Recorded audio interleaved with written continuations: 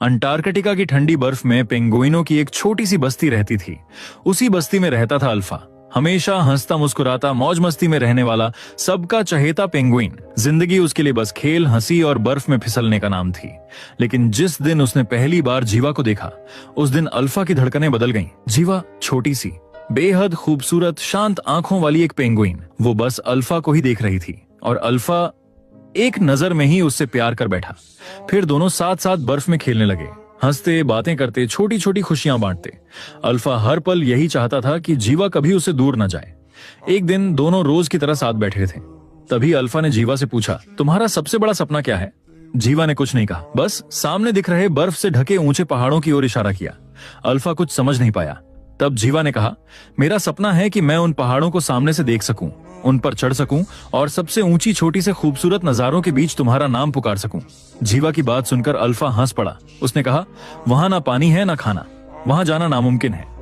इसी बात पर दोनों के बीच हल्की सी नोक-झोंक हुई, लेकिन प्यार वैसा ही रहा। कुछ समय बाद अचानक जीवा की तबीयत बिगड़ने लगी। अल्फा ने उसका बहुत ख्याल रखा, दिन रात उसके पास रहा। लेकिन देखते ही देखते 1 महीने में जीवा ने अपनी सांसें छोड़ दी। जीवा के जाने से अल्फा पूरी तरह टूट गया। जिसके साथ उसने अपनी पूरी जिंदगी सोची थी, वो अब उसके साथ नहीं थी। कुछ समय बीता। खाने की तलाश में पूरी पेंगुइन बस्ती को वो जगह छोड़नी पड़ी।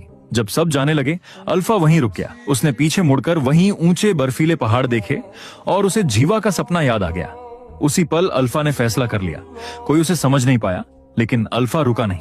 वो आगे बढ़ता गया, चलता गया और आखिरकार उन पहाड़ों की चोटियों तक पहुंच गया। उसे पता था, वहां ना खाना है ना पानी, वहां वो मर जाएगा।